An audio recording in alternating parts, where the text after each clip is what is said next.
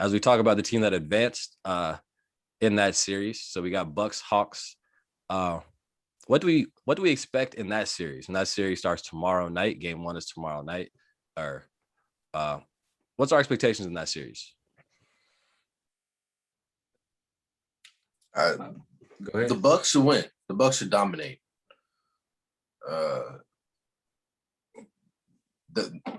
They're long. They play defense. They should dominate. And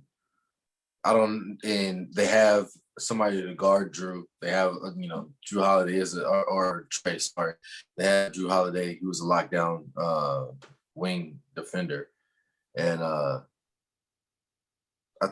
think the Bucks match up well against them.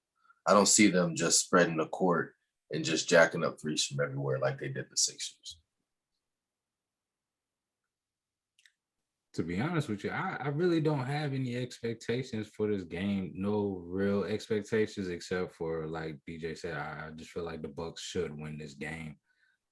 I'm not seeing it as a slaughter, but I just feel like with Bucks experience, I feel like they should win this game, but they shouldn't definitely sleep on the Hawks because the Hawks is a very up-and-coming team. They're showing that they're gritty. They could definitely work and get the job done.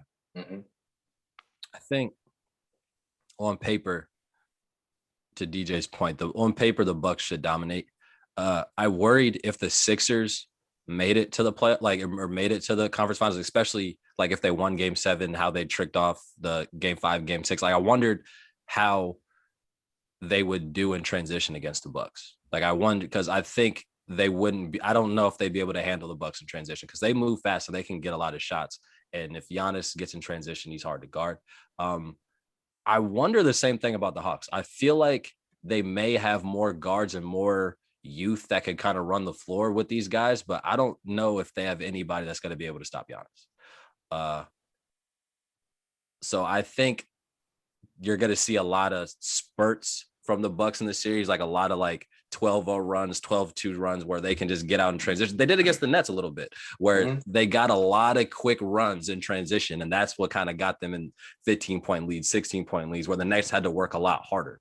So I think if anybody can come back from that, it's the Hawks with their shooting, but I don't know how much defensively or how well defensively, I should say, they're going to be against them. So you don't know if anybody can stop Giannis all-star. I mean, basically, I don't know if they're gonna be able to stop fullback dive. I don't know if they're gonna be able to stop fullback dive. I mean, it's fullback dive. If you don't get there, 3 steps back, reset, fullback dive again. Like that's the Bucks playbook. On the goal line, this 22 dive. That's the Bucks playbook. 22 dive. 22 dive. As much as it pisses. No 21 dive. No. As much as it pisses me off that it's fullback dive every possession, like I don't think they're gonna have anybody to stop it. And Clint Capella's been talking too greasy for me to even want to say, "Oh, Clint Capella's gonna be able to stop." No, he's talking way too much trash for being Clint Capella. So I don't know, man. Oh man, I got no words. So what's our predictions on this series? We have. I'm gonna go ahead and say Bucks in 6. I'm gonna say Bucks in 6. I'm gonna be different. Bucks in 7. I don't even know who I'd really. I think I'd rather see the Hawks. I really don't want to see. I don't want to see a Hawks and the Hawks and Suns would be fun. I would rather see that finals more than so it's really what do you want to see in the finals? Okay, then I would rather see the Hawks. Then I would switch it up and say I would like to see. I'd like to see the Hawks in Game 7. They win it and they face the Suns. I would rather see that than the Bucks. The Hawks and Suns would be like the epitome of today's basketball. Yeah, I can see that. I mean, in a sense, you could kind of say that with the Clippers, but not as much offensively. But defensively, you could say that with their length as well, and they could probably put 5 people out. Yeah, and they could just switch. So either way, you could say that. But Suns more offensively as well. But we could switch over to the Suns and Clippers. That game's on right now, right? We have 69-62. 3 minutes left. And 69-62. I will say Who's this up? about the Suns. Who's up? The Suns are up. Okay. Book just took a hard foul from old Hackman. Sprinter, Yeah. the runner. Oh man, left them leaking. For real? Yo, Book leaking on the ground right now. I think he might. I think they hit heads. It happened really fast. But I will say this about the Suns. Shout out Cameron Payne. I've always liked Cameron. I've always liked Cameron Payne. He came out of Murray State and he played with Russ and them with KD for a little, maybe a year, maybe two with KD. But played out his full length of his rookie contract with Thunder. And I've always liked Cameron Payne. He was out of league for a minute, so shout out Cameron Payne, working way back in the league and doing big things, like playing every time Chris Paul's out, like he's stepping the hell up. Big shots. He makes big plays. Yeah, He doesn't have fear. He doesn't have fear at all. No, playing big minutes. So shout out Cameron Payne. So what are our thoughts on game 1 on Sunday? Devin Booker showed the world that all true basketball fans already knew that Devin Booker's a problem. And there was so many people like 2 years ago trying to say like his game doesn't equate to winning. He's all this, and like look at him now, like shutting everybody up. So it's good to see. And he dominated. And like the good thing, or not the good thing, what I saw the most is what impressed me the most was like his poise, more than just scoring and like getting everything. And like I know he had the triple double, but like he just was patient. Like everything, like he went on a run in the third quarter and nothing was really outside of the offense. Like everything was through the offense. He just let the game come to him, and he was just poised the whole game. And like people making their first playoff runs, like usually there's a point where it sort of gets to them and really like so far, like he hasn't shown anything yet. Like it's just been complete poise. Like he's been here for like 5 playoffs in a row right now. So shout out Book for that.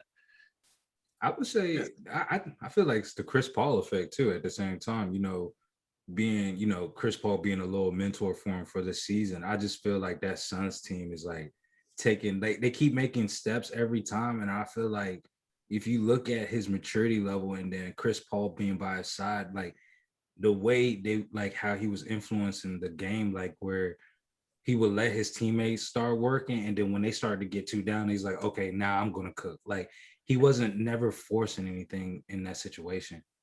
Exactly. And DJ, speaking of Chris Paul, I know you've had a question that's been burning you up for like a week now. So all right, so I just don't understand the Chris Paul protocol and everything like that. So game 7, it's just a few things. Like you have a full packed arena. Like the arena's packed. Okay. Beyond that, you have people sitting courtside. Okay. So game 7, Trae Young he runs up in the stands, gives his dad his jersey. Mind you, I have nothing wrong with that. That's a great moment between father and son. But then don't tell me that you have fucking protocols, because this man's handing out free sweat and germs. Like make it make sense to me. That's all I'm saying. Like it doesn't make sense as to why. So everything can happen, but he can't play. Doesn't make sense. it's one of those things where they made rules. They have protocols for the fans. They have protocols for the players. It's one of those things that they make rules and you can't go back to it just because somebody's not in the play, like just because somebody's missing playoff time. That's what it comes down to.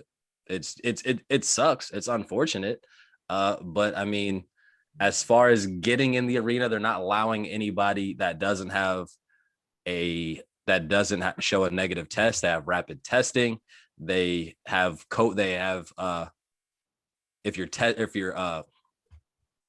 have your vaccine, you can go. So I mean, they have protocol, but when it comes down to it, the protocols is going to be different from the fans, DJ, in the NBA, because Chris Paul is getting paid $30 million from the NBA. These dudes aren't. No, they gotta protect their players. I mean, that's what it comes down to. If they're Phoenix, they fighting. Oh yeah. Sons of four. Sons of four. Sons of four. They definitely throwing hands for that. If they're Phoenix, they throwing hands. But I mean, but to me, I mean, that's how I see it. It's just one of those things. It's just more unfortunate than it being unfair. It sucks. Like it sucks, but like everybody's missing time. You know what I'm saying? It's like somebody's missing somebody at this point. I'm not too mad at the protocol for Chris Paul because just imagine if, God forbid, knock on wood, if he did have like some kind of blood clot or something that he didn't know because, you know, from the vaccine or have a lung issue and he collapses on the floor. And then we find out, oh, Chris Paul did test positive and he had the vaccine, but he should have went through protocol. I'm just saying for them to protect themselves and protect the players because we don't want to see no player drop dead on the court. Like, yeah, we love to watch, you know, basketball compete at a high level, but safety first for the players. Yeah, like it's one of those things. They just it sucks. They just gotta protect the players though. With that, sorry, you have the score. I know you have the score. I think you said the Suns were up 6 or 8 or something like that. What's our thoughts going forward on the series? Suns in 5. Suns in 5. Okay. Gentlemen sweep. Okay.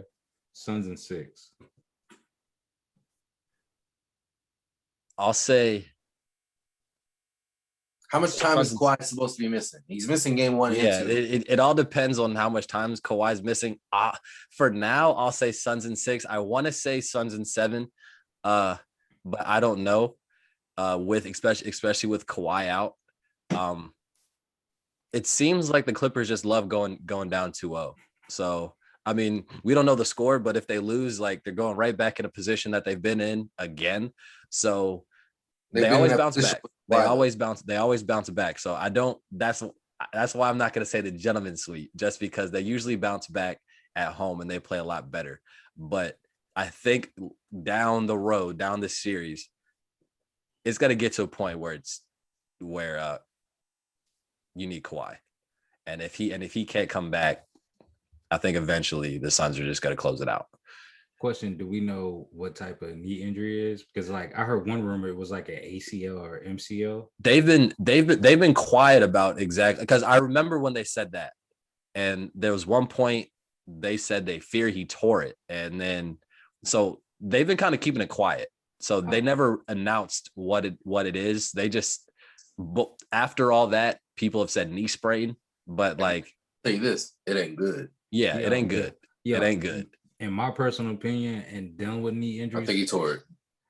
I would say if it's a grade 2, if it's not grade 1 or below, I would not even risk putting him out for the season, because if he tears it, you're losing him for next year.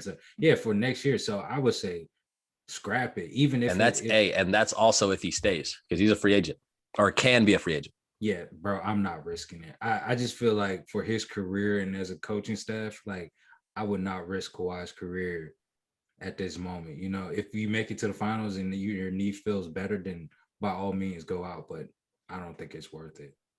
Yeah, it's a tough spot. Andre Ayton too. Oh yeah. Oh yeah. Yo, shout out to James Jones too for the GM. Yeah, player used to be an ex-player, doing an amazing job through the draft and picking up free agents. Definitely built up, and the coaching staff too. And he came. I feel like he came like straight out of retirement to become the Sun GM. So I remember when that happened, it was like James Jones. Like, then look at him now. Like it was a rough patch for a minute, but they built this team like perfectly for how you want the game to be played right now. And shout out to James Jones. I feel like James Jones did the right thing of building around Devin Booker. Like you could tell the team is built around him.